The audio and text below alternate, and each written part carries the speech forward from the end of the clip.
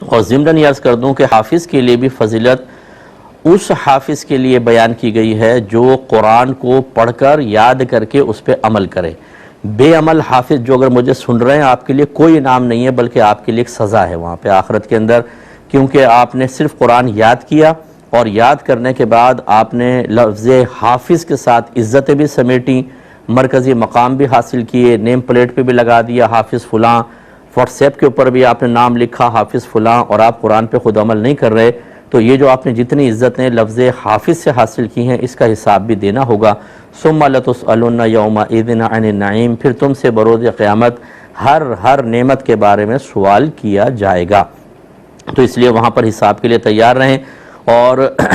باعمل حافظ وہ ہوگا جو قرآن کے ساتھ تعلیم بھی حاصل کرے، یعنی دیکھے کہ قرآن عظیم مجھ پہ کیا چیز فرض قرار دے رہا ہے، کیا واجب ہے، کیا سنت موقدہ کا بیان ہے، اور اسی طریقے سے کن کن چیزوں سے منع کر رہا ہے، ان سب کا علم حاصل کرے اور اس کے تقاضے کے مطابق عمل کرے گا، تب کہیں جا کے فضیلت پائے گا۔ معذرت کے ساتھ میں کوئی مایوس نہیں کر رہا ہوں، لیکن آپ کو ایک صحیح راستہ دکھانا میرا فرض ہے۔ حفاظ ہمارے ایسے ہوتے ہیں، ماں باپ کو بھی بڑا شوق ہوتا ہے، مفتی صاحب ہم اپنے بچے کو حافظ بنانا چاہتے ہیں۔ بھئی حافظ تو بنائیں، لیکن کیا آپ کو یہ پتہ ہے کہ باعمل حافظ کون ہوتا ہے؟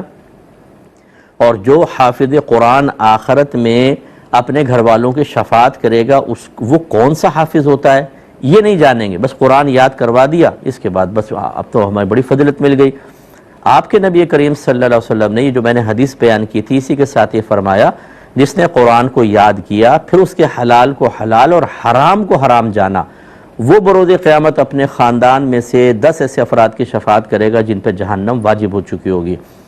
تو اس کا مطلب یہ ہوا حلال کو حلال، حرام کو حرام جانا، مراد یہ کہ علم سیکھا، اس کے تقاضے کے مطابق عمل کیا۔ اب جتنے حافظ مجھے سن رہے ہیں یا وہ ماں باپ جو اپنے بچوں کو حافظ بنانا چاہتے ہیں، کیا آپ کو پتہ ہے کہ قرآن کے حلال اور حرام کو سیکھنے کا طریقہ کیا ہے؟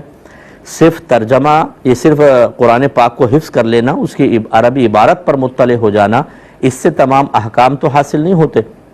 اس کے لیے یقینی سی بات ہے کہ ہمیں تفصیل سیکھنی ہوتی ہے۔ اگر قرآن میں لکھا ہے اقیموا الصلاۃ، نماز قائم کرو، اب کیسے قائم کریں قرآن کہیں نہیں بتائے گا آپ کو، پورا طریقہ تو قرآن کے اندر نہیں ہے۔ اس کا مطلب ہے اب حافظ کیا ہوگا حافظ کے لیے کہ اس نے ایک حکم پڑھا تو اب اس کی تفصیل جو ہے حدیثوں سے یا فقہ کے ذریعے پوری اس کو حاصل کرنا اس پر لازم ہوگا۔ اس کے بعد وہ باعمل حافظ کہلائے گا کہ جب اس نے سیکھ لیا، اس کے تقاضے کے مطابق عمل کیا، تب فضیلت ملے گی۔ بعض لوگ صرف فضیلت پہ نگاہ رکھتے ہیں، اس کے جو تقاضے تھے، جو شرعی قیودات تھی، کنڈیشنز تھیں، اسے بھول جاتے ہیں، تو آخرت میں خطرہ ہے۔